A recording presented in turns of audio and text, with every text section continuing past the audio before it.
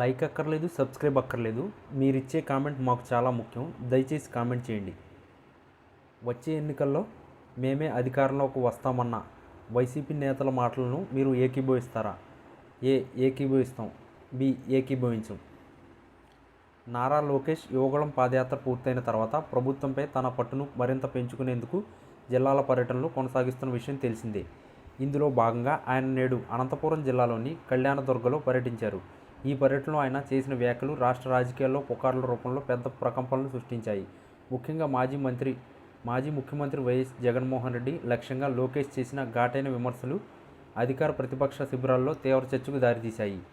కళ్యాణదుర్గ ప్రజలనుద్దేశించి లోకేష్ ప్రసంగిస్తూ జిల్లాలో గత ప్రభుత్వ హయాంలో జరిగిన అభివృద్ధి పనుల జాప్యం మరియు ఆర్థిక దుర్వినియోగాలపై ఓ విమర్శల దాడిని కొనసాగించారు. ఈ క్రమంలో తన ఉపన్యాసం మధ్యలో అకస్మాత్తుగా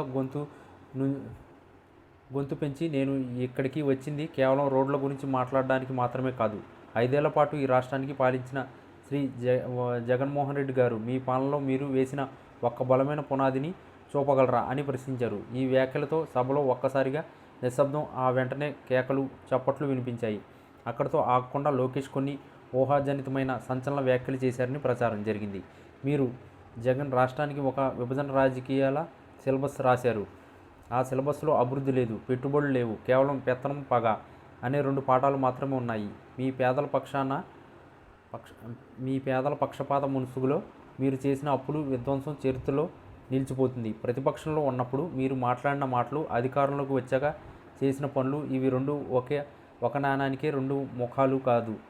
అవి ముసుగు వేసిన మోసానికి నిదర్శనం అని లోకేష్ ఆరోపించినట్లు పుకార్లు షికార్లు చేశాయి.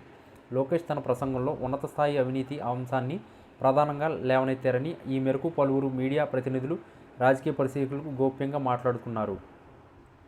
సాక్ష్యాధారాలతో కూడిన ఫైల్స్ను మేము తెరిస్తే రాష్ట్రంలో మీరు వైకాపా నాయకులు కట్టిన అవినీతి కట్టలు పునాదులు కదిలిపోతాయి. ధైర్యం ఉంటే మీరు గత 5 ఏళ్ల ప్రభుత్వ ఖజానాకు వచ్చిన ఆదాయం, మీరు చేసిన అప్పులపై బహిరంగ చర్చకు రండి. అప్పుడు ప్రజలకు తెలుస్తుంది మాకు న్యాయం చేసింది ఎవరు, రాష్ట్రానికి ద్రోహం చేసింది ఎవరు అని ఆయన సవాల్ విసిరారని అనంతపురం రాజకీయ వర్గాల్లో బలంగా వినిపిస్తుంది. ఈ రకమైన తీవ్రమైన వ్యక్తిగత సవాళ్లు ఇప్పటి వరకు లోకేష్ గారి పర్యటనలో కనిపించలేని కావడంతో ఈ వ్యాఖ్యలు నిజమైతే వైఎస్ఆర్సీపీ నాయకుల నుండి మరింత ఘాటైన ప్రతిస్పందన రావడం ఖాయమని రాజకీయ విశ్లేషకులు అభిప్రాయపడ్డారు. ముఖ్యంగా లోకేష్ వాడిన ముసుగు వేసిన మోసం అనే పదం అధికార పార్టీపై తీవ్రమైన వ్యక్తిగత దాడిగా పరిగణించబడింది.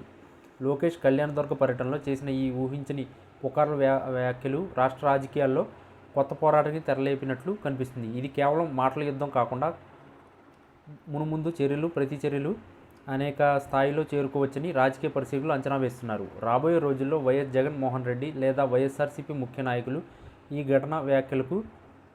ఘాటైన వ్యాఖ్యలకు ఏ విధంగా స్పందిస్తారో చూడాలి.